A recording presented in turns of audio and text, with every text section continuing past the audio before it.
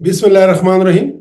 अस्सलाम वालेकुम व्यूवर्स। हम रमज़ान मुबारक में मुख्तलिफ बीमारियों के जो मुब्तला अशख़ास हैं या मुख्तलिफ बीमारियों के जो मरीज़ हैं, वो क्या करें।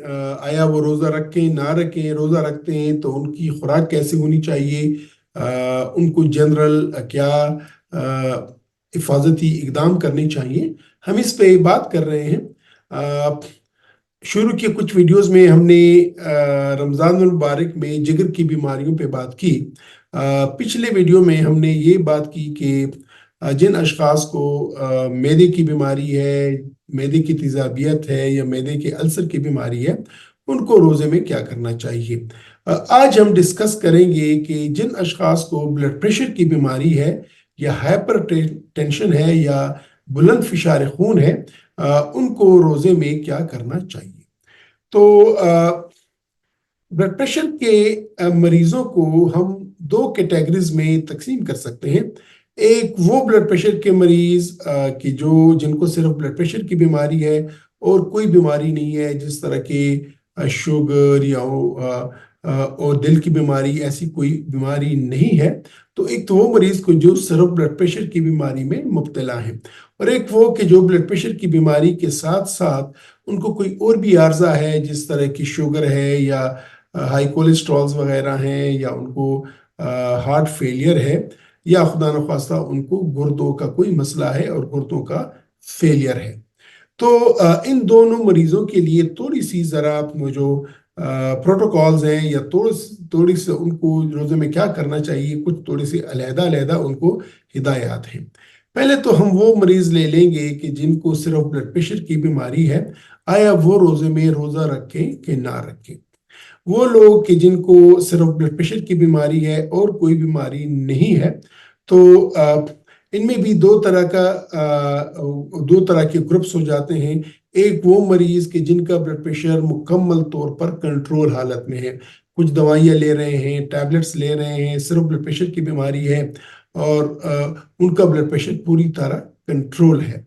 और दूसरा वो कि जिनका ब्लड प्रेशर सिर्फ ब्लड प्रेशर की बीमारी है लेकिन उनका ब्लड प्रेशर कंट्रोल नहीं है। तो पहले हम उन मरीजों की बात कर लेते हैं कि जिनको सिर्फ ब्लड प्रेशर की बीमारी है और वो ब्लड प्रेशर कंट्रोल है। ऐसे मरीजों के लिए रोज़ा रखने में कोई ममानियत नहीं है, बल्कि वो रोज़ा रखें। फ़र्क सिर्फ ये है कि इनको मेडिकेशंस, ड्रग्स, आया उनको कौन सी दवाइयाँ दिन में एक दफ़ा गोली खा रहे हैं या दो दफ़ा गोलियां खा रहे हैं, और उनकी गोलियों की तादाद क्या है।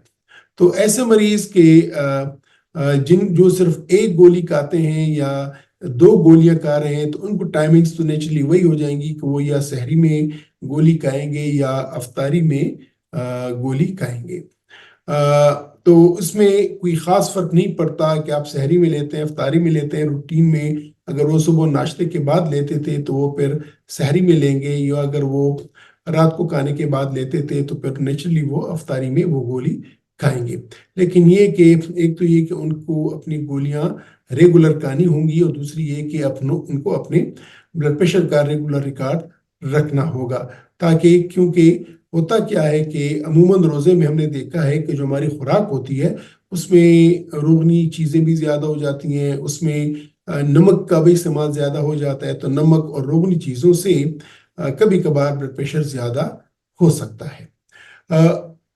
अब आइए उन लोगों को कि जो जिनका ब्लड प्रेशर कंट्रोल नहीं है और उनको और कोई बीमारी नहीं है, तो ऐसे मरीजों को एक तो ये कि अपने डॉक्टर से लाजमन एक विजिट कर लेना चाहिए ताकि वो उनका ब्लड प्रेशर कंट्रोल करे और नेचुरली उनको जो मेडिसिन है वो भी बराबर कर दें।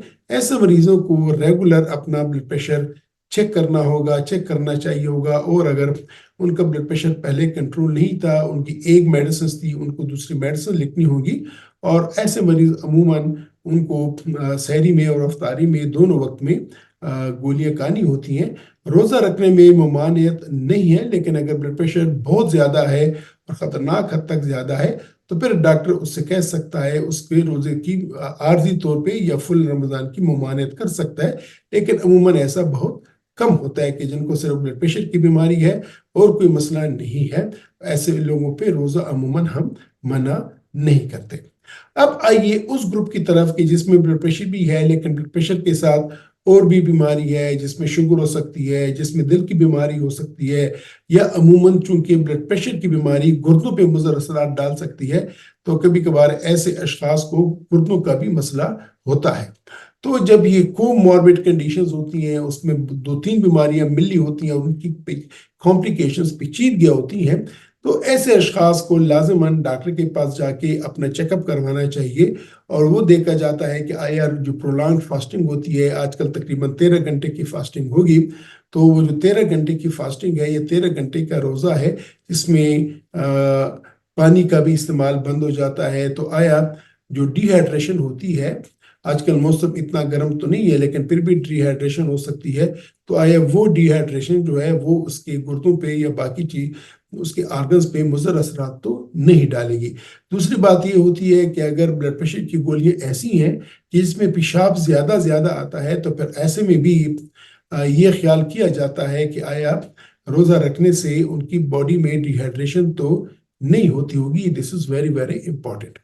تو بلڈ پریشر کے مریضوں کو لازمی اپنے ڈاکٹر کے پاس جانا چاہیے، اپنی فریش ایویلویشن کرنی چاہیے، تاکہ ایک تو یہ کہ ان کے بلڈ پریشر کا کنٹرول دیکھا جائے، دوسری بات یہ کہ یہ دیکھا جائے کہ آیا اس کو بلڈ پریشر کے ساتھ کوئی اور ایسوسیٹڈ کمپلیکیشنز یا کو ماربڈ کنڈیشنز یا دوسری کوئی بیماری تو نہیں ہے، اور دوسری بات کہ اس کے بلڈ پریشر کی جو میڈیکیشنز ہیں ان کی ری ایویلویشن کی جائے، اگر ایسی کوئی دوائیاں ہیں کہ جو پیشاب لاتی ہیں، پیشاب آور ہوتی ہیں، ڈائریٹکس جس کو ہم بولتے ہیں، تو پھر نیچرلی وہ یہ گولیاں سحری میں کھانے کی بجائے وہ افطاری میں کھائیں گے، تاکہ اگر ان کو پیشاب بھی آتا رہے، ان کو تھوڑی سی ڈی ہائیڈریشن بھی ہوتی رہے، تو وہ سحری تک اس کو دوبارہ ٹائم ہوتا ہے کہ وہ اپنی ہائیڈریشن کو پوری کر لیتا ہے۔ اس کے علاوہ کچھ ایسے میڈیکیشنز بھی ہوتی ہیں کہ جو ڈی ہائیڈریشنز کو انکریز کر سکتی ہیں، تو ان کو بھی ذرا لک آفٹر کرنا ہوتا ہے۔ اور اس کے بعد پھر ڈاکٹر ہی بتائے گا کہ آیا بلڈ پریشر کے مریضوں کو یا اس مخصوص مریض کو، اس خاص شخص کو روزہ رکھنا چاہیے کہ نہیں رکھنا چاہیے، اور اگر نہیں رکھنا چاہیے تو کیا وجوہات ہیں، لیکن اگر روزہ رکھنا ہے تو اس کی مانیٹرنگ کیسی ہونی چاہیے۔ تو ناظرین، عموماً ہمارے پاس مریض آ جاتے ہیں، آج بھی میرے پاس 2-3 مریض آئے کہ جن کو بلڈ پریشر تھا لیکن ویل کنٹرول تھا، اور وہ ڈر رہے تھے کہ آیا ہم روزہ رکھیں کہ نہ رکھیں۔ تو یہ چونکہ ایک مذہبی بات ہے، اس میں آپ اپنی مرضی سے کچھ نہیں کہہ سکتے، آپ کو ایویڈنس لاجک چاہیے ہوتی ہے، ایویڈنس چاہیے ہوتی ہے، آپ کو صحیح ریزنز چاہیے ہوتی ہیں، تو رسپانسبلٹی ہوتی ہے ڈاکٹر کی بھی اور رسپانسبلٹی ہوتی ہے مریض کی بھی کہ وہ پراپر ایک رائے لے اور اس کے مطابق جائے۔ تو ناظرین، یہاں پہ میں اینڈ کروں گا۔ انشاءاللہ کل کے ویڈیو میں ہم ڈسکس کریں گے کہ جن اشخاص کو شوگر کی بیماری ہے، آیا شوگر کے مریض روزہ رکھیں کہ نہ رکھیں، کون سے مریض ہیں جو روزہ نہیں رکھیں گے، کون سے مریض ہیں جو روزہ رکھیں گے، اور جب وہ روزہ رکھیں گے تو ان کو کیا پروٹوکول ہونا چاہیے۔ تو ملتے ہیں کل کے ویڈیو میں یہ ڈسکس کرتے ہوئے کہ شوگر کے مریضوں کو رمضان المبارک میں کیا کرنا چاہیے۔ تب تک آپ سے اجازت چاہتا ہوں، اپنا خیال رکھیے گا۔ خدا حافظ۔